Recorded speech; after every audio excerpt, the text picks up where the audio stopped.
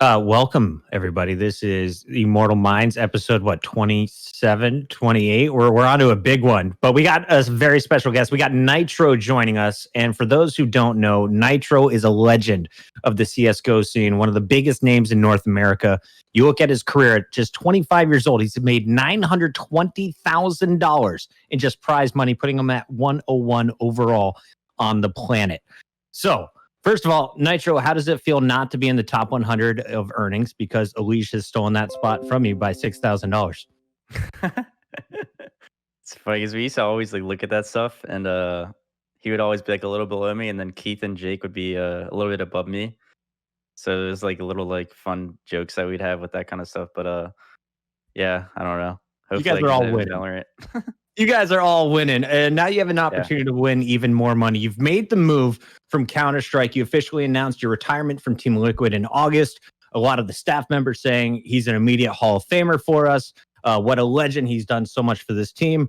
We're all going to miss him. There's not a single person who said anything negative about you throughout your career. From everything I've seen, everyone's always enjoyed playing with you. And one of the thing that's been reiterated from a number of players, coaching staff, and more is just your versatility. You are a guy that has played multiple roles throughout your career, somebody who has been able to just fill in the gaps and make sure that the team is able to perform at the top tier. So can we talk about that before we get into the Valorant depth? Because Valorant is a game that requires versatility across the board. But for someone who has seen it from a hardcore tactical shooter like Counter-Strike, where did you start as a player and what was your play style? How did you evolve and what is your current role? How would you describe your play style now? So whenever I was first becoming like a pro gamer, I would consider myself like an entry, like just cracked young kid, just trying to like get out there and impress people. But eventually over the years, I would try to like if a teammate was struggling, I would try to pick them up and like maybe we would switch roles for the betterment of the team. And eventually that happened for like every single role in the team. And I became like a very hybrid player. And then um nowadays I feel like I'm at my best whenever I can kind of control the pace of the game with like a I know it's kind of cliche to say like the role of the Omen and Brim is like a controller, but you can like kind of control the game, even though it's kind of cliche. But I don't know. I feel like nowadays, like for me, the best thing that I can provide to a team is being the secondary caller because I'm always reading the game no matter like what the situation is, and really like trying to focus on what the enemies are doing and how we can exploit them. So it's really hard. Like I always have the IGL mindset, even if I'm not the IGL on the team. I'm always like trying to look for expertise, like positioning or like whatever they're doing with map control or retaking map control and stuff like that. I could go on all day with that kind of stuff, but right now I feel like I'm pretty good at helping out Josh right now at the secondary IGL role, and yeah, that's pretty much where I'm at. So Josh being Steel. Steel is Yeah. officially your caller. And then how much would you say you're contributing? Like if you had to scale it on a 100 scale, is it 60-40? Is it 50-50? How much do you chime in? Maybe like 80-20 or 75-25. It's not really that much. I mean, he has a lot of experience in the IGL role, so I don't really have to help him too much. But whenever we're struggling, I'll try to give my input on like what we should be doing or what I think will work in that round. But yeah, it's not that much honestly. But he knows that I'm always there to help him, so I think it's good. I love that. We're going to be diving in quite a bit into the team and how the team was built and all the dynamics in a bit. Can we talk about the transition though? And Dan, before we get into that transition, can you give us the background? What did you see from nitr0 as a player and all of your years commentating him in the CS:GO world? Yeah, I think it's one of those stories to me, which was one of the first great stories of just showing the versatility and just sort of an identity switch for a player at a high profile with kind of a high profile team. Because I think that generally speaking, most of the early greats were sort of known for what they begun to be. They were known for what they were known for to begin with. For example, if you see Olaf Meister, right? Olaf Meister's name, everybody knew him as the king, as an extremely dominant player, mechanically extremely good, very aggressive, and all these kinds of things. Like that playstyle was set in stone. We never saw Olaf Meister sort of reinvent that identity. And there's a lot of different players like that, and if a player kind of drops off, it's more about chasing that identity. I think nitr0 to me was one of the first players that just showed, because the team needed it, just a complete identity switch from, as you said, like a kind of cracked young aimer to a star, and from a star rifler to an AWPer and an in-game leader. Like, really huge switch. And the only other player I can think of that made that switch at a top level and made it look really good was, I think, Chris J, to me, I think was also as impressive, because he was someone that he didn't go to an AWP IGL, but he went to a rifling role. And before, people didn't think that that was, a possibility for him. So that versatility and that willingness to kind of change your identity, I think, is a pretty brave and pretty awesome asset to have on your team. And I think, obviously nitr0 will be able to tell us more about that, but that is something that, to me, in Valorant seems like a very important skill set, being able to reinvent yourself. It seems completely just at the core of what it is to be a Valorant player from what we can see so far. So that's something that is the most important standout quality to me, just looking at him as objectively, from a commentator's perspective. So nitr0, with all that said, I think Dan just reiterates what we've all heard. It's like, you are the man who can do everything. What about your game made you think that you could just take over Valorant? Like, you're obviously in a point in your career where you don't need to compete for prize money. It's going to be great to continue the lifestyle you're living right now. But what brought you to this title? Why did you think you could go pro in Valorant? Well, everyone always asks me, like especially like family members and stuff that don't really know about the game, like, oh my god, you switched games, like it's such a big deal to them. But I'm like, it's very similar. The mechanics are very similar, but it's like, basically, I say it's just Counter-Strike with abilities. I tell everyone that doesn't Okay. really like know too much into the game or think too much into it, and they're like, oh, okay, and like that kind of just ends the conversation. But I mean, there's so much more to Valorant than like people think, and it's honestly really cool. And like, there's so much room for innovation. Like, people, there, like, there's no like quote unquote standards, and I really like that about the game right now. So like, there's room for creating like metas, and like people are gonna be copying a lot of strats and stuff like that. And I really like that aspect of the game. And there's not like really a number one team that's like everyone's like dominating, or you know what I mean? Like, it's not like there is an Astralis like of of the game yet. But Right. and I'm kind of thankful for that. But I like it because there's grounds for it, and like people can keep on impressing and creating new strats. And like, I don't know, the meta's always be changing with new agents, new maps, all like new weapons. Like, I don't know, there's so much cool stuff with it. And I figured that if I put my brain to it, just like anything, I feel like I can really change the way people think about stuff. And it was like it was very good timing for me too as well, with all the stuff going on with Liquid. So it was Yeah, there. big changes towards the end of your career. You leave the Counter-Strike community, and a lot of your fans chase you, and they didn't care what team you went to. Everyone knew you would have your pick of the litter. We had like New York's Andbox team looking to sign players. We had Luminosity still trying to solidify their lineup. All these big name orgs were still looking for players to add to their roster, but you chose 100 Thieves. Walk us through that decision. Were you courted by other teams? Were you on other people's radars, or were you just coming over from Counter-Strike saying, you know what, let's just rejoin with Hiko and build around that? Yeah, like whenever I first stopped, well, I say stop, but I was still actively looking for a team in CS. But I was kind of just like laying out all my opportunities on the table and really picking the one that I thought would be like the best for my future, because I'm getting a little bit older. I'm not saying I'm old, but I'm getting older in the esports scene. And I feel like whatever my next decision is, like, needs to be really important, especially considering I've been on Liquid for 5.5 years. So like, loyalty is definitely a thing for me, and I want to stay like with an org for a while, just like I did with Liquid. So eventually, like, I saw Hiko was struggling with the other roster or whatever, and then we decided, like, yeah, like, let's make a team. And obviously, having a good background with Spence really like suffice it for me. But obviously, I had other opportunities to join teams, but ultimately, I decided on 100 Thieves because I like their brand, I like everything about them, and I like Spencer, and also the opportunity to, since it's like a new game, I really thought it would be cool to like create a roster, instead of like just joining one.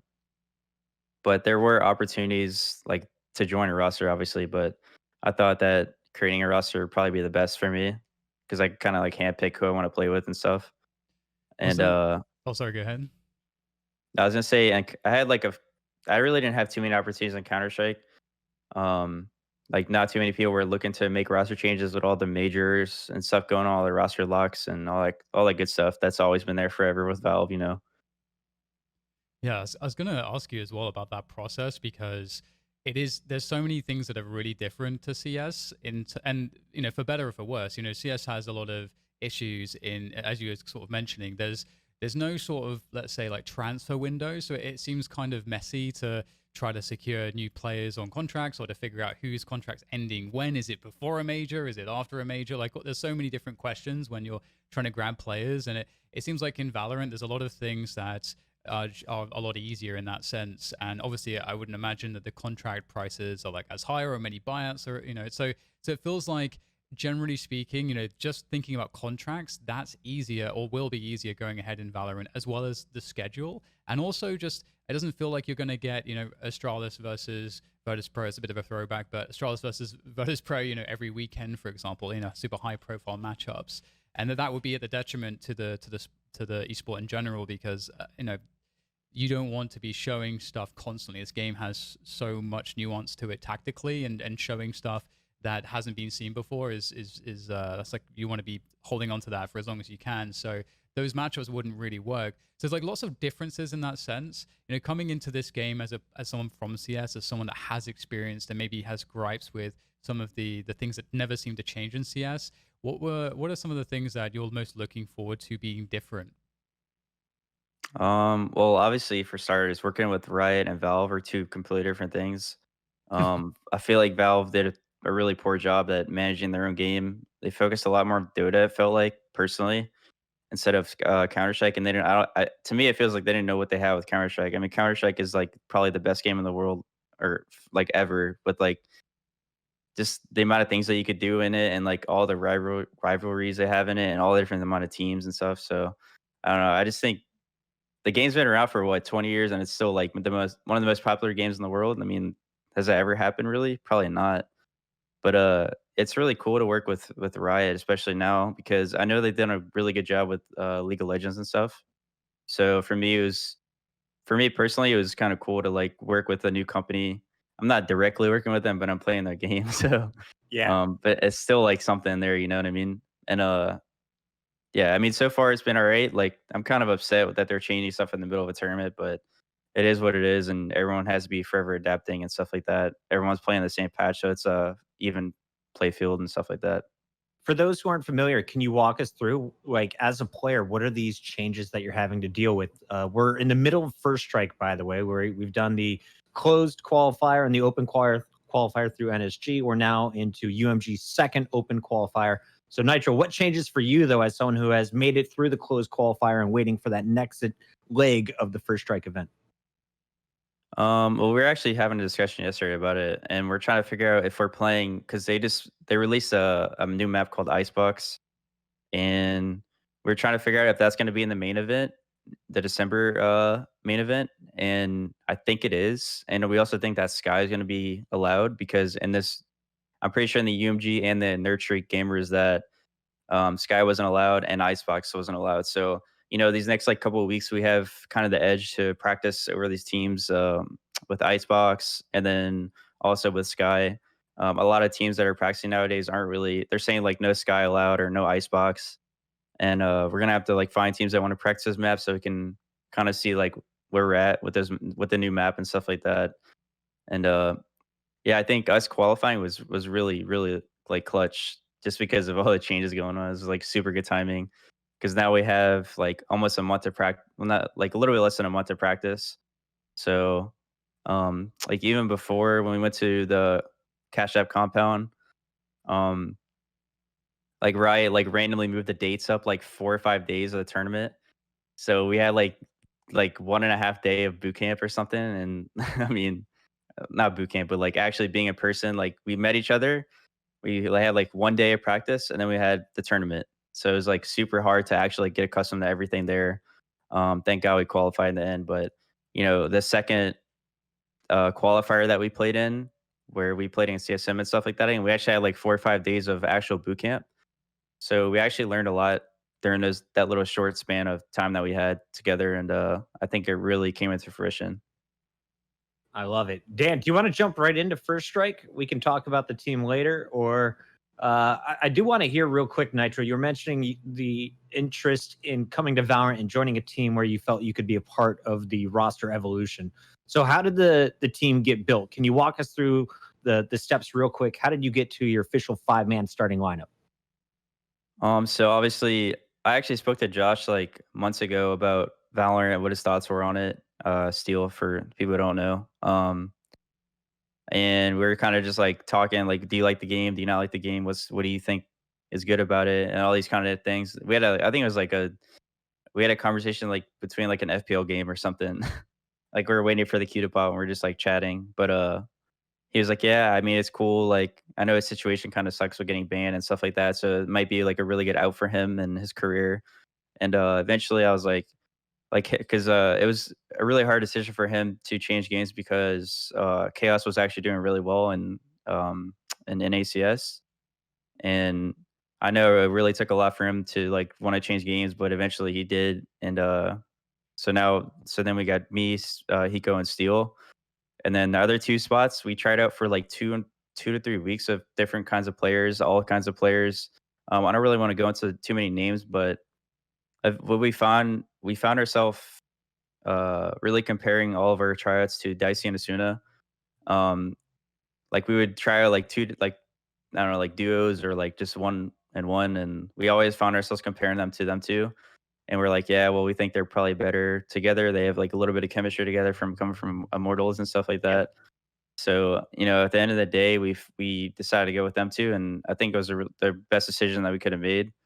And Were you yeah, guys looking for duelists the entire time? Because if you look at the recent agents that were played, it's a lot of Jet, it's a lot of Raze. A lot of times, for people who are unfamiliar, your entry fraggers, the people you're expecting to be at the top of the leaderboard. Did you build kind of a core support team with the original CS heads and then look for young fraggers, or was this just happenstance of what you ended up with Dicey and Asuna? no. So they were like, especially Spencer and our coach Hector, they really were giving me the opportunity to play whatever I wanted, and we would kind of like find whatever uh person we wanted for the right role around me, I guess. And I was IGLing, or I was gonna IGL at the time. Well, I Okay. was IGLing whenever we picked up our two players, and I was trying to like jet op, like Counter Strike, like jet op IGL, and it was so hard. I don't know why. I couldn't do it. Like it was so much harder than picking up an op in CS:GO and like calling. I don't know why. It's different game, different amount of variables, I guess. And it's not like everyone has the same amount of utility, so it was really difficult to like gather all the information in my head while trying to be a crazy jet opper and have like that insane impact that most jet operas have. And I was like, well, I can't really do this. So if I'm IGLing, I don't really want to jet op. And then I found myself playing Omen a lot, and I was like, well, I can really control the pace of the game with that. Like I can do smokes whenever I want. I can keep my team updated on like when the next smoke's coming up, like 35 seconds later. I have like the best flash in the game to like for executions and stuff like that. So I found myself really enjoying Omen in that sense because it allowed me to IGL properly. And eventually, like we changed, but I just stayed on Omen because it felt like pretty good for me. Yeah, it makes a lot of sense. Was it something that was difficult to figure out in terms of like the whole dynamic with the team? And because it feels like in terms of IGLing and obviously we have Steel doing that. Was there a lot of back and forth with these decisions? Was it kind of a contentious point? I feel like if I'm just looking at the team, I feel like we've got three super experienced players with enormous legacies, all within their own right. Steel, Eco, and yourself, nitr0. Was that kind of difficult to figure that out, or was that kind of just like a very easy team chat and just slotted into place? It kind of just fit into place, to be honest. Like our playstyle nowadays is we kind of like me and Spencer and Josh. We kind of try to set ourselves up for like clutch situations, because we know that like we'll win like most of them because we have a lot of experience, especially against like most Valorant players because they come from different games. Where clutch and Counter Strike is like very similar of in this aspect of like outplaying your opponent with time and bomb plant, post plant retake, stuff like that. So um we try to set ourselves up for clutch situations a lot of times, and then we try to set up Dicey and Asuna for getting like aggressive entry frags and um like defensive pushes on certain maps and stuff like that. So we try to have them stick together a lot of the times, unless we're just doing like a standard round. But yeah, I think we have a really good dynamic going. Awesome. Maybe it's a good time to jump into first strike, Chris. What do you think? Oh, you're muted, mate. There we Not go. anymore. I was like, There oh we my god, go. it's my fault. I'm messing up. I hit the super button that mutes everything. Nice. nitr0, it's been a lot of fun to watch you on Omen, and I do feel like you can make those decisions as Omen and reposition yourself really well and support your teammates with the global smokes incredibly well, and you did that throughout all of First Strike tournament. Let's talk about your guys' tournament though, because this was the first time that 100 Thieves had been seen in competitive Valorant since August. In August, they ended it. That was the old lineup with Venerated, Valiate, Pride, your boy Dre, and Hiko, the PUBG kids. They get let go. You guys start rebuilding. How long was this 5-man crew together before the qualifier? Because we hadn't seen 100 Thieves from August until the very end of October. Well, I think we were playing with them for a little bit. There was a little bit of problems with like some org stuff like that, but we were trying to practice as much as we possibly could, going into or just like building our team in general, because we didn't even know first strike was a thing whenever we first created our team. Right. But we really wanted to have a lot of time to practice to have like a really good debut for our roster. And I think we had like about a 3 weeks to a month or so, I would say, around that time, and then like 4-5 days of boot camp. So And in that boot camp, that feels like something that's not happening a ton right now, especially with the pandemic globally. Were you nervous at all? Like, whose idea was it to have everyone fly out and boot camp together in LA? it was like the org and all of our ideas really. There wasn't really like I don't know. I don't really like want to talk about too much about like the political side of COVID, but like we all have like company protocols and stuff like that. So we're all super safe in all the stuff that we did. Mhm. And it's just like we're kind of like in our little bubble, but it was fun. We had a really productive boot camp and really good tournament run in LA. For those who don't know, boot camp, it's basically you all just get in the same room together. It's what we used to do before the internet, and we still do now if you want to really prepare for an event. Yeah. So you come into the first qualifier, and I feel like if you look at the qualifier list, you guys faced off against the best of the best in North America.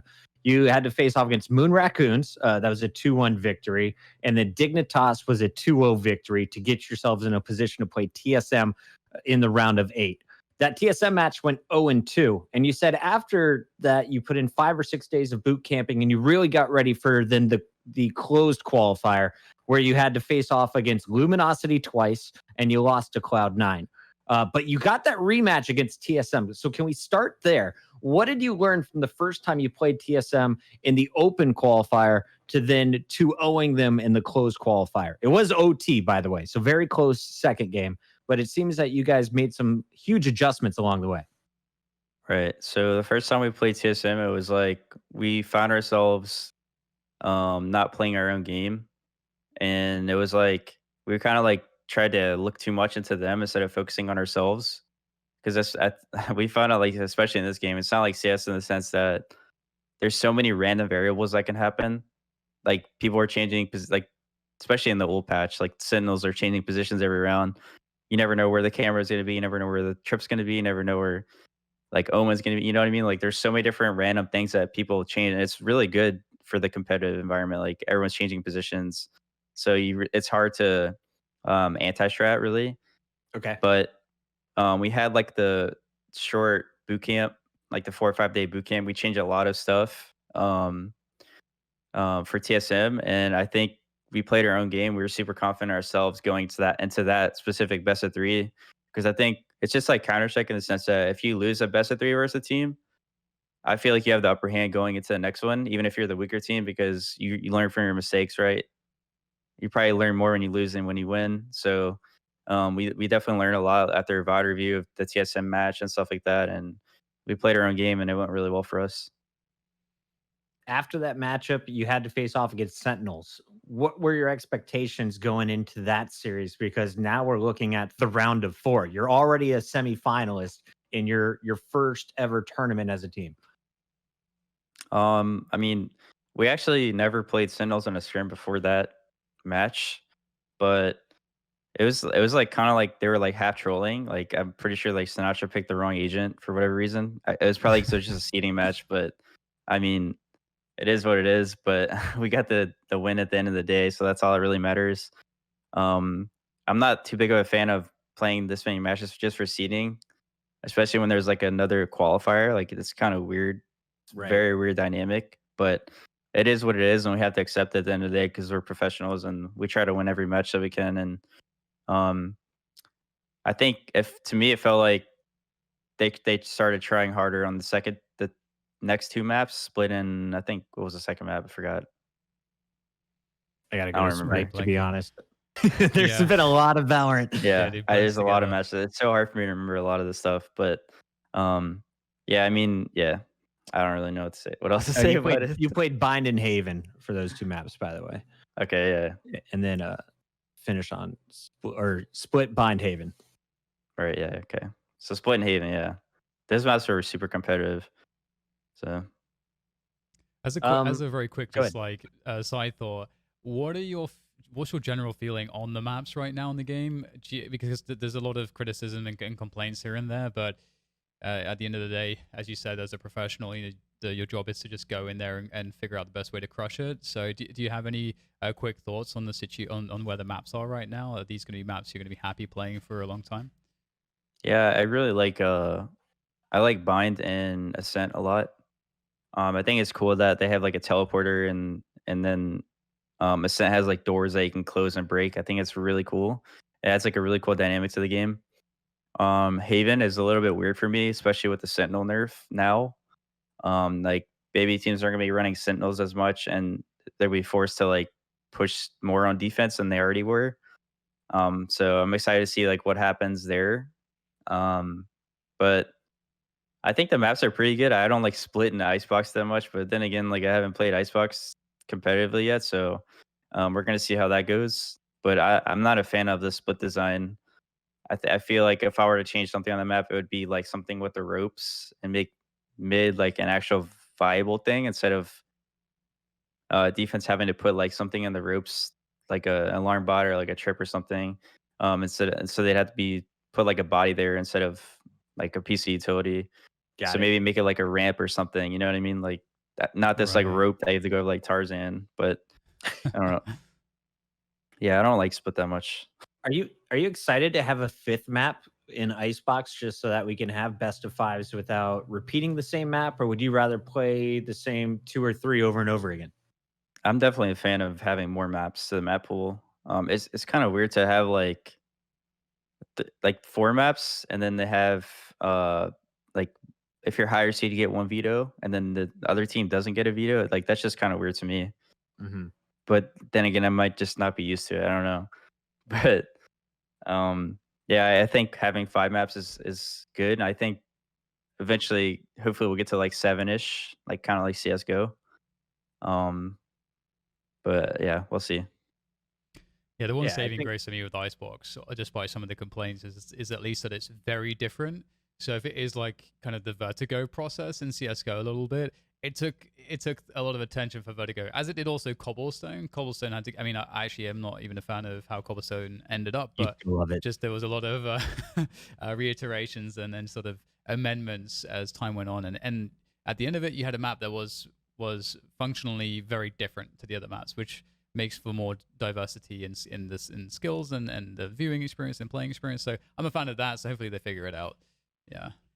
I feel like every map has one agent that is just kind of super strong. If you're looking at Icebox, the agent that comes to mind immediately is Sova, just with the amount of area you can cover trying to attack the A site, and of course, being wide open and yet still so many corners for people to hide in.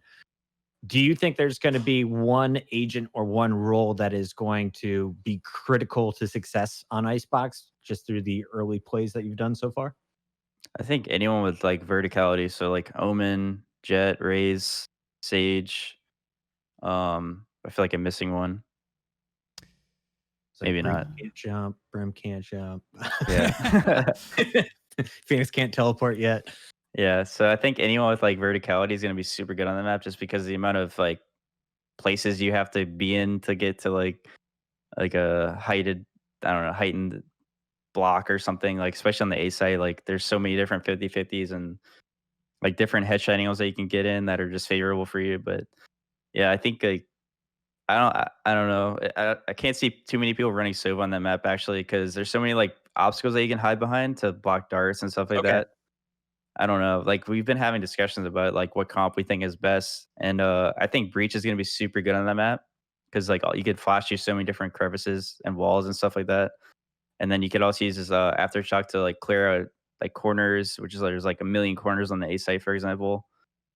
His stun is going to be really good for like the B part of the map because it's just like a runway of crates over there or whatever. So I think yeah, we've been like kind of toying with like what comps we want to play, and we haven't practiced yet, but we're gonna start practicing next week. Just theory crafting. Do you think it's going to be flash based? Is it going to be surrounding like breach initiations? Like, how do you think this map is going to play out? A or B heavy? What's like the early impressions here? By the way, my whole Sova comment chat was, first of all, I've been watching nothing but Sova videos to get my shock darts down. And second of all, I've watched a stream of tier 3 Valorant, I should say. I got a chance to just do some scrimmage watching when the map first came out and the Sova was top fragging. He just knew all of the shock dart placements for retakes. But let's talk about the pro level for tier 1 guys. Is this just going to be fast and furious hits on the sites? How do you see this map playing out? I think it's gonna be kind of slow, just the way the map is laid out, because you got B, you got mid, and you have A. A is gonna be super hard with like there's so much verticality in A. It's gonna be kind of hard to like get past that certain big giant like I think people call it nest or whatever, where you first go up the giant ramp as a attacker, and then you got mid. I think mid's gonna be getting stuffed all the time with utility because obviously that's how mid is in any map really because you want to Yep. focus on mid, right? So you don't get split. And then B, I think, is actually really defense sided because um it's like this little. It's like it reminds me so much of like Train from CS:GO and 1.6 because you gotta like go underneath the thing. It's like super like narrow lanes. It reminds me so much of Train. Like I always said that. So I think it's. I mean, someone asked you yesterday if it's going to be more defense or attack sided. I really don't know yet. I think it's. I feel like it's going to be defense sided and eventually be attack sided. That's my like initial Okay. thoughts on it. And I say that because people are going to be brainstorming more on defense. I feel because it's there's so many choke points that people are going to be using their utility in different ways, and people are going to be playing different agents. So it's going to be super hard to counter that initially, and then I think eventually it'll be attack sided because people are going to learn how to like do proper executions and try to like use their ults together. I don't know. It's I have like so many ideas in my head. It's so hard for me to put it on paper though. This All good. game. Don't give away the secrets to success too early. We haven't even seen it played yet. Dan, I'll let you lead this next group, but at the end here, Nitro, for the final 15 minutes before we get into AMAs, I'm going to ask you to compare yourself against every NA team. I want to see how 100 Thieves stacks up as an IGL or secondary caller. You trying to ask me to rate myself? No, not yet. Dan, sorry. Did you have other questions before we move on? So there's so much. I think one thing that's particularly interesting about your story, Nitro, is that you're probably again, you could have gone to any other tier 1 team at some point. Again, we talked about how it can be kind of finicky with contracts and timings in CS:GO, and finding the right team might take some time. But you could have stuck around and probably gone through that route. But you did make the jump across to Valorant, and you're the first, I would say, like high-profile tier 1 player that's done that and has actually chosen Valorant over CS:GO. Should we expect that to happen more, or do you think that you're more of an exception to the rule right now? I think it's gonna happen a lot more in North American Counter Strike just because of like the pandemic and how it's affected NACS and stuff like that. But I'm not entirely sure like what every Counter Strike pro's thoughts are on it. yet. I really haven't like been researching too much, but if there's anything I could say about the transition, is it really is a fresh start. It's a fresh start in the sense that like, you get to play with new teammates and a new game, and it's always fun learning. And if there's one thing John's ever taught me or Lee's ever taught me, it's like if you're not learning, you're not having fun. So, um, and I'm definitely learning every time I play Valorant, every single day, especially in ranked too. Like I learn even in ranked. Like if you tell me I was gonna go learn something in a matchmaking at CS:GO, I'd tell you there's no possible way. Like the That's game's been around for so long, man. Are we going to get maybe a few performances, or maybe even a switch from Elige at some point? We've heard that Elige is godlike at this game, and it's not 100 too Thieves, surprising. man. That is just he's just a god. So can we expect Elige, do you think, in the future? Do you think he'll come away from CS? I haven't really talked to him too much about transitioning. I don't think he's gonna do it anytime soon, though. I think he's too good at CS right now, and he knows it. True. Fair enough. Yeah. Damn it. It's Elise, hard to come argue with over. that. We're ready. He filled in for T1 Already. at one of the first tournaments, and it Yeah. was so fun to watch him on Breach. He just picked it up instantly and was crushing. Can we talk about a few of the players that you expect to see make the move from CS? Because you're not the only one who has made the major transition and is already on a tier 1 team. Who else do you think would be capable of making that move, or is in a position to eventually become a Valorant pro? It's a hard question. I'm not really entirely sure. I feel like a lot of the like tier 2 teams in NA can all do it.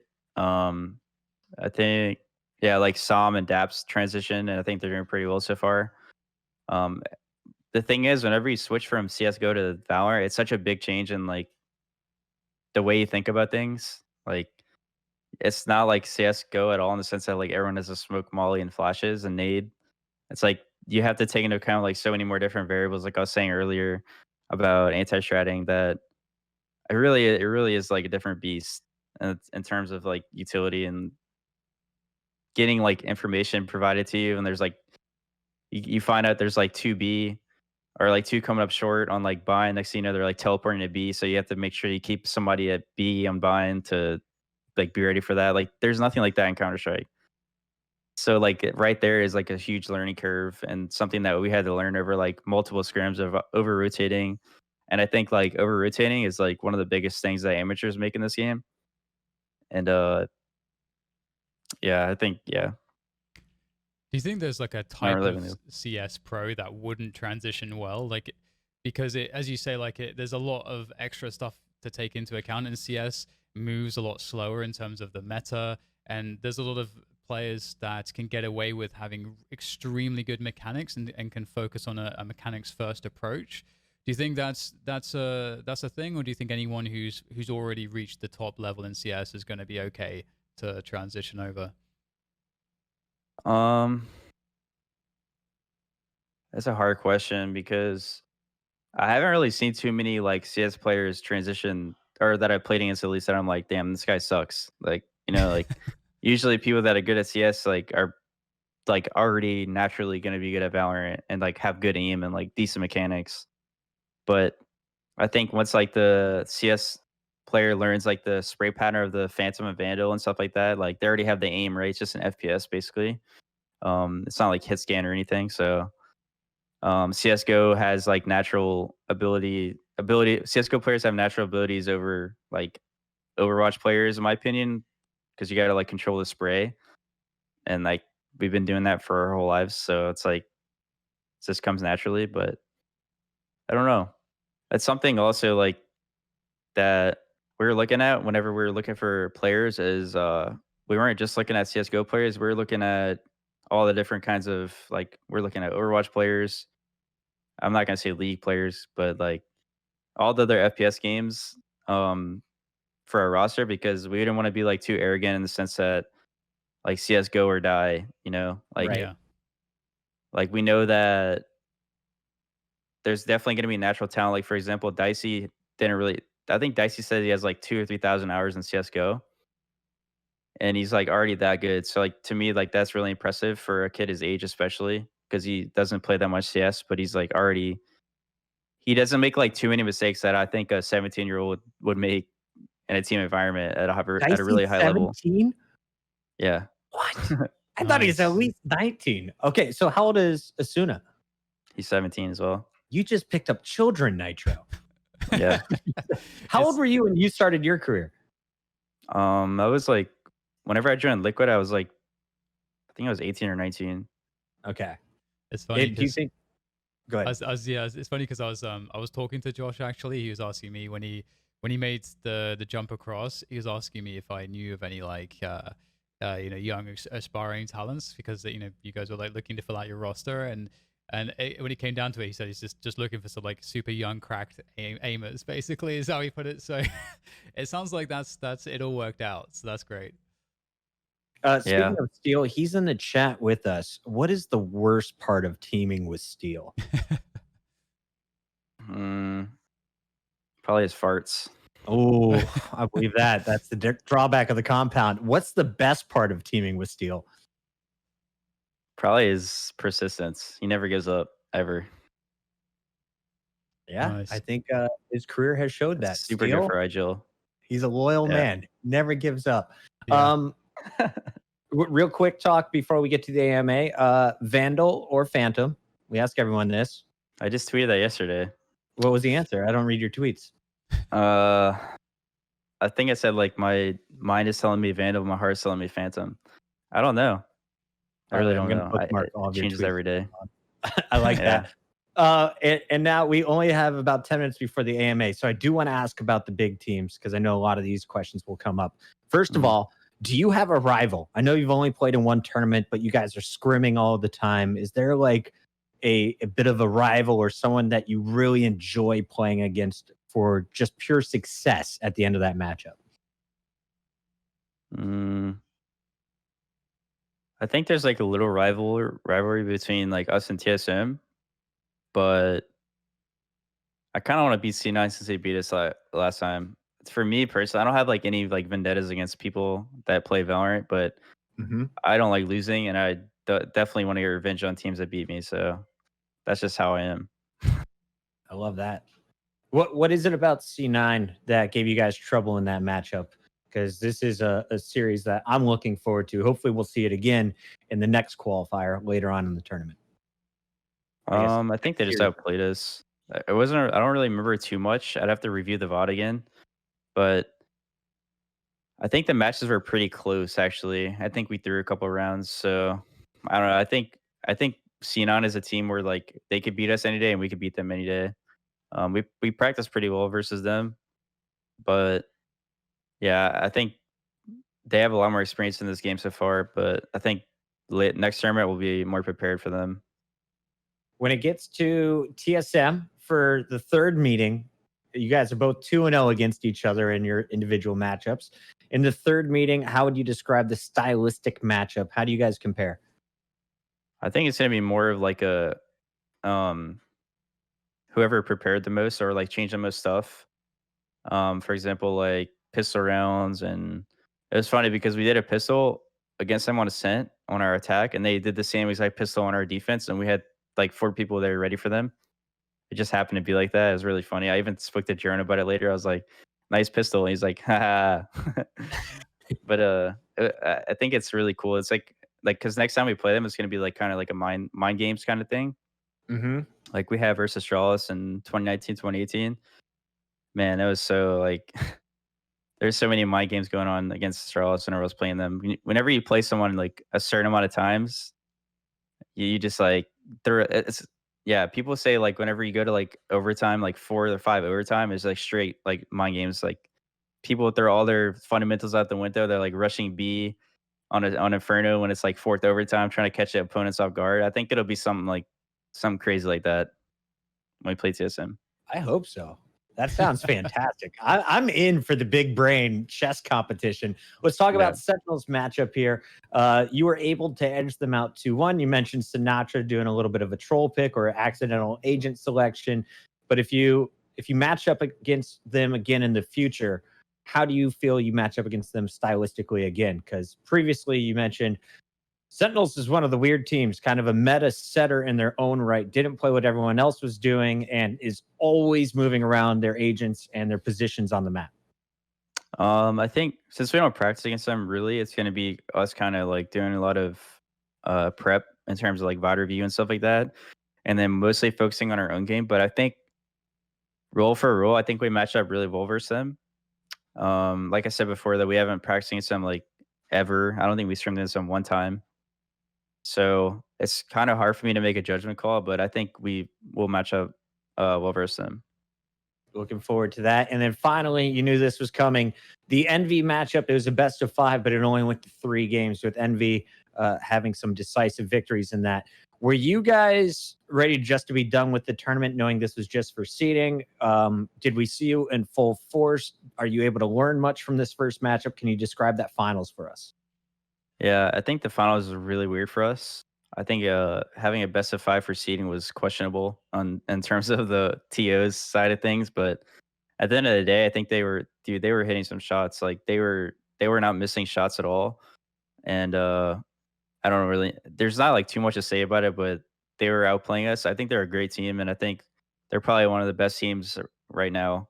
I would say like top 2 right now in NA at least on any given day. Who's the other But two? Or who's the other team in that top 2? I mean TSM / Sentinels, I guess, just in terms of like straight results.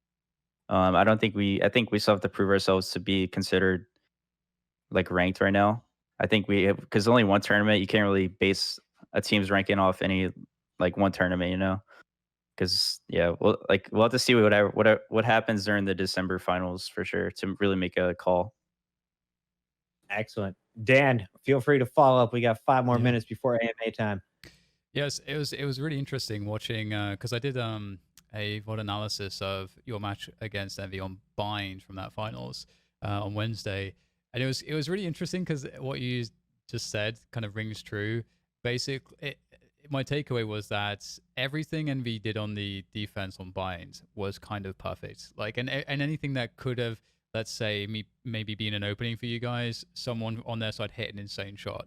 And Yeah. so they not only were they winning most of the game on just hitting the shots, but every single play they made, like for example, if it's like an early like push somewhere, like they had this cool little set nade from Raze to kind of retake the Garden Octagon. ultimate orb, Yeah. and that kind of like Mhm. just every single time that you make a play like that, it just was working out against you guys, and sometimes like when you make those plays, it's like it's still a win to just get that area of the map at that time of the round because you get the information. But they were kind of getting the maximum value out of everything. So it looked like one of those bouts where like you said, next time you guys play them, I would expect to see a pretty different result just because they showed quite a few things there, and you guys didn't have any ability to Yeah. kind of respond. So yeah, it's an interesting one. I speaking of this quality of playing against teams at the top level. Do you see it playing out differently in the future? Because we had Astralis having maybe the best and most dominant era in CS:GO,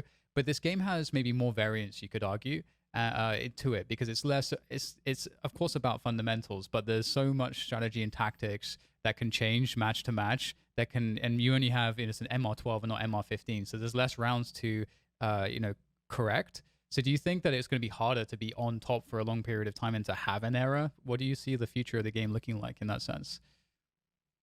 Yeah, I think for sure it's gonna be harder to have an era.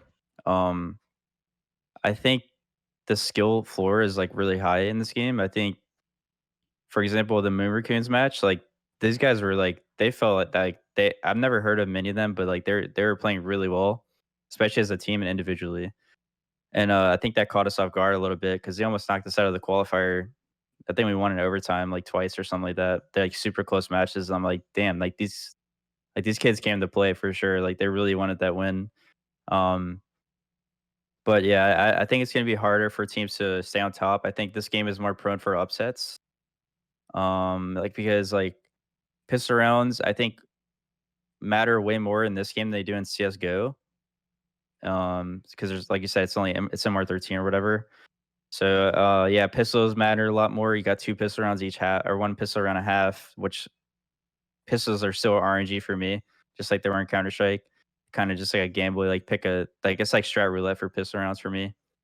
Okay. And yeah, I think we'll see a lot more upsets like from random teams than on the bigger names in this game than Counter Strike for sure. That's exciting. I love that. I'm also scared about that for the long-term health of Valorant esports. Like if you have a league, say, with the top 16 or top 32 teams on the planet, and they're getting upset by number 128 or Yeah. 72, like I kind of worry about that long term.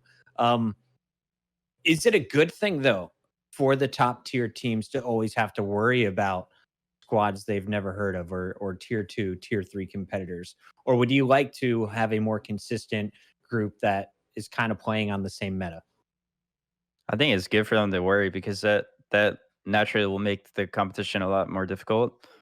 Like so basically like for every game, no matter who you're playing is, you have to really like make sure you're on your A game and preparing for it, and not just like going into the game like whatever, like with the whatever attitude, because there is a chance that you get upset, and especially in this game, you know, because in Counter Strike, like if we were playing like an open qualifier Liquid, it'd be like, yeah, whatever. It's like, I don't know, Moon Raccoons, like who's that? You know, it's just like in this game, I feel like it's really hard to like you'll get ego checked a lot. I feel in this game for sure. Like some dude will like come out of showers like one tap, you're like, well, these dudes came out to play for sure. Like, dude, ranked is so hard. Like, I don't even know where to start with that stuff. Yeah. Like, these guys are like legends, man, and ranked. Yeah, I forget who it was that said it, but if I don't know if it was Shazam or who it was we had on the show, but they were saying like, hey, you know, when you're playing matchmaking and you get like, it feels like you're playing against the best player in the world. Like so, like you get that feeling all the time. Someone just absolutely dominates you. With that Yep. said, though, we have reached the top of the hour, so it's time to switch over to our Ask Us Anything segment. So if you guys have any questions for nitr0, myself, or Puckett, please throw them in the chat, and we will be sifting through them and delivering them. We had some really good questions earlier, and we're going to get to those in a moment. This was one, and I can't remember who asked it in the chat, but what mistakes did you see or missteps in the world of Counter Strike that you think we should be aware of on the Valorant side and that we could avoid completely for the overall health of Valorant esports? Hmm. It's not really like a community thing, but I would just say like communication among like pros and community and Riot. Like, there's like the biggest things that I think that's like the formula for creating a good game, a good competitive environment. You know, because I feel like Valve never really like they would only talk to pros at the major, and like you would talk to them, and it would feel like they wouldn't even care, or they would. It seemed like they would care, but they would never do like whatever you talked about, right? Right. And they would just kind of do whatever they wanted with their own. I mean, it's respect because it is their own game, but at the end of the day, like I feel like trusting a pro is probably like the best thing that you could do for competition. Just my opinion, I might be a little biased, but yeah, I think if there's one thing that I would tell Riot, it would just be like just to communicate a little bit, just to help the game. Just talk to us, guys. It sounds like they're already doing that. We had Drone on Yeah, the show. He mentioned he got to go play Sky early. Love that they're getting you guys involved early on. exactly. DeBaby7773 wants to know, who do you think are the top 3 best NA players at the moment? I hate this question so much because I feel Love it. like it's like I would say like if I was gonna be asked a question like this, I feel like it should be like, what do you think the best Jet is, or what do you think the best Omen is? Because there's so many different roles in this game. It's not like Counter Strike. But if I had to answer that, I would just probably say I think Tens is obviously probably number one. Um, it's so hard to answer, Well, honestly. I Can can give we you a I follow don't up to know. that because you said tens, and I think a lot of people would, you know, tens is on their lips with this kind of a question. And someone asked, I also missed the name, but somebody asked, what do you think it is about tens, you know, that he's so successful in Valorant, but he kind of failed to have any sort of, you know, relatively similar success in CS? I believe Tens is a superstar player. Um, and I think C9 does a good job at setting him up individually. And he plays Jet, which requires a lot of teammates, communication, breach flashing for him, you know, like a lot of coordination in that sense. And I think his team sets him up really well for success, and I think that's what makes him shine. Whereas in CS, I don't think he was set up for success in that game. And maybe it's better at Valorant in terms of mechanics and stuff like that. But that's just my like. That's what I think. Peter Yeezy wants to know, did nitr0 plan something after he retires someday? So first of all, let's break that into two questions. One from me, one from Peter. Did you plan on still playing when you left Counter-Strike? Did you want to still be a pro player? Yeah, I did. Whenever Okay. I first stopped playing, like I said earlier, like I kind of laid out my opportunities. First, my primary decision was to look for a Counter Strike team, and then secondary was kind of maybe like poking a Valorant a little bit and see if I liked it because I didn't really like the game too much before. Like I enjoyed playing it, but I wasn't playing it every day because it kind of mess. I feel like it messed with my mechanics in Counter Strike. It's Mhm. very hard to switch. Like if I go play Counter Strike right now, I would not be that good. Like there's just no way. Like Moving too much. I played one time with Russ like a week ago, and I was like, this game feels so much harder than it was before. But yeah, I don't Af- know. It's different. After you retire, what would you want to do? Have you given any thoughts to that? I would like to do something in esports still. So like something helping people, like or just providing like input or something of my like experience to help a team or an organization to make sure like they don't make the same mistakes that I've seen in the past. But I don't really know. Like I don't have a college degree. I Don't basically worry. Your have video experience will games. get you any job in esports you want. Your resume and your experience as a pro player will be such a huge additive to any organization. Don't you worry about finding a role after you're done playing. Yeah, that's what Um, I'm hoping for. Dan, you see any other great questions in the chat? I see a bunch of them. Yeah, people already showed up today, which is awesome. There's a lot of nitro love, by the way. Yeah. Who's the bigger beta, Steel or Hiko? I think I know the answer to this one. Eco. I knew it. All right, that was a nice and easy one. Okay. Do you guys keep? This is from the Rainbow _. Do you guys keep an eye on the EU side? If so, which teams do you look at most? Yes. Probably G2 and Liquid. I think G2 literally like releases their VODs of like them playing, but I take it with a grain of salt because I feel like sometimes they don't play with the best teams, and like it seems like they're kind of just like going with the flow, kind of trolling a little bit. So I'm like, it kind of looks like a pug, honestly, and I kind of like don't look too much into it, but it's kind of cool to see how they communicate and like what comps they're picking and stuff like that, and like how they're executing bomb sites, where they're smoking, where they're flashing, and stuff like that. So I like to do research on European Valorant. Who are the biggest brains in Valorant? Biggest brains. Hmm. Yeah, I know it's probably hard to judge that when you're playing against them. But is there anyone that you're just like, damn, that guy's smart? I think Duran's really smart. I think I like my friend Aaron Boy from Ambox is really smart. He's good at whatever utility he has. He's very good at um using it like to his advantage or to support his teammates. Who else? I think Josh is a really big brain for the game. Um, Steel was waiting for that answer, by the way. I don't know. I think I like. Yeah, I don't know. It's hard for me to answer. I haven't talked to too many people, but I think T1 is really good and smart with stuff like fraud and AZK and stuff like that. Um, there's no other really names that come to me right now. All good. Nefarious Brad, what is your normal practice split? Like how much time reviewing other teams' VODs, coming up with new strategies versus scrimming, streaming, etc.? So we usually play a little bit more during boot camp, but online we'll usually do an hour and a half of theory slash VOD review, depending on like if we played a match or not, or if we just want to like if someone wants to bring something to practice, we'll do about an hour and a half of that, and then we'll do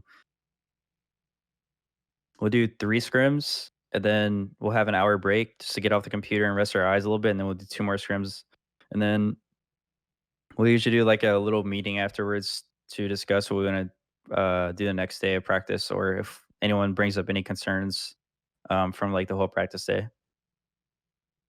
Nice. We have another question from Seven Ways, who asks, which team has the most unique playstyle when you have scrimmed against them?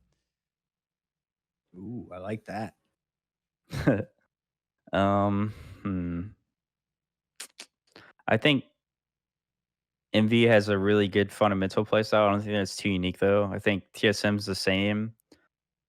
I think probably. I mean, my team always jokes about it. I think it's what's their name? Is it BBG or something with Rob Wiz? Yep. Like that guy's crazy, dude. He did some crazy stuff. So probably them. Nice. Right. Yes, way. Sorry. Originally, nitr0 was coming in as the caller for 100 Thieves. What was the decision behind making Steel the in-game leader? Yes, way Um, station. Good one. it was kind of like a brief conversation that we had about um kind of loosening me up a little bit in terms of like just fragging wise, and then having Josh call and play Sentinels. And this is like really early on. Like we made the decision like maybe like a week or two after we made our roster. So like I wanted to be the IGL, but once we picked up Josh, I kind of didn't want to be the IGL anymore because before like even on Liquid, I'm not gonna say I was forced to do it, but I kind of just like did it without even thinking about the repercussions and stuff like that. Mhm. Whenever I took it from Sanazol, and I don't know. To be honest, I like IGLing, but I really like secondary IGLing the best. So if I had the opportunity to do secondary IGL, I would do that all the time, any day of the week. And Josh allowed me to do that, so I took it. Nice. That's awesome. We have a question from Josh F, who is asking, what do you think is the biggest unexplored aspect of Valorant in terms of pro play? The biggest what? Unexplored. Unexplored. I don't know really how to answer that. It's kind of hard. True. I was wondering what I my feel like I answer would would. be. Hmm. I think for me, it would just be like Viper, basically, but just because she's played the least, but I think people don't know how to lurk. To be honest, I think I feel like this game is. I don't know if you remember Get Right lurking in like 2014. I feel like Mhm. that's the best way to lurk in this game right now. Honestly. Can you describe that for those of us who aren't 40 years old? So like Get Right lurking is basically like you change up your lurk every round, so you're unpredictable, but you go late. You try not to be like an aggressive lurk. You try to be like a super passive lurk. Mm. So, for example, on Haven, you try to get someone like to bunny or whatever people call it, like us maybe like somewhere outside garage, or you go C and then you like flank or CT spawn after they hit A. You go super late, like once they're literally like they start their retake and then you go, and then you try to make them look for you before, because the fun thing about lurking is like you know that you're always in the back of their head, especially if you kill them one round. You know they're gonna be looking for you the next round, so you change your position to make sure that they check that and they're like, oh, he's not here, and then you go from another position and then you reflank them, and it's like the most satisfying thing in this game. But yeah, I think that's what we call the get right lurk because The Get that's Right Lurk. that's how he used to The play. And legend lives on. I love that so much. Get Right Challenge is another legend. We'll talk about that on a future show. Um, yep. can we talk a little bit about this? Is another good one from Yes Way Station. Which Omen mains did you look at / study when you were personally learning to play that role? Honestly, I didn't look at anyone. I liked how Angel played, but he played Brim, so it was kind of counterintuitive. But um, yeah, I didn't really look at too many omens. I didn't really think there were like too many good omen players. And I think if I were to look nowadays or recommend someone to look at, depending on what your play style would be as an individual, I think Sabros is a really good aggressive aggressive omen. And then if you watch me, I'm more of a passive / lurky omen.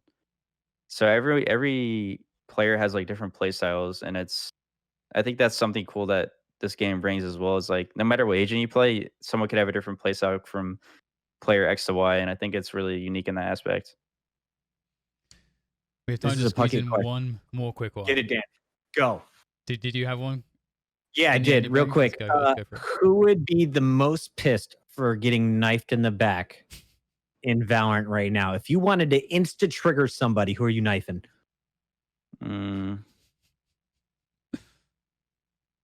Probably knife steel. Just because I love it. he likes to play like a rat. I love that. You can't outrat the rat. That's what he always says. I love it, man. Dude, I hope they fix knifing in this game actually, because it feels a little bit weird Yeah. still. It's really weird. It's just I like, would never go for a knife in a really like an important situation. yeah. All right. Well, with that said, thank you so much for joining us, nitr0. It's been an absolute pleasure having you on this show. It's always really good to hear your thoughts, and I think I speak for everybody to say that we're super excited to see where your team is going, because you guys haven't been together for that long and you're already doing a really, really good job. So yeah, thank you so much for sharing your thoughts with us today. Absolutely. Yeah, And thanks for nitr0, having me. do we know when are you guys on the big stage next? Your next matches will be in the finality of the NA First Strike Finals. So who are December you guys 3rd. playing? Do you know the first round matchups or the dates yet? They don't know their first round matchup yet because there's still qualifiers going on, but I think December 3rd Love it. is when we play December 3rd. next. Check out 100 Thieves and nitr0. They're crushing second place in their first ever qualifier. We'll see what they can do when we get to the final portion of the First Strike event. Thanks, everybody. nitr0, is there anything that you're doing that you want people to know about? I know you're not big on streaming, but have you got anything like that plans that people should check out?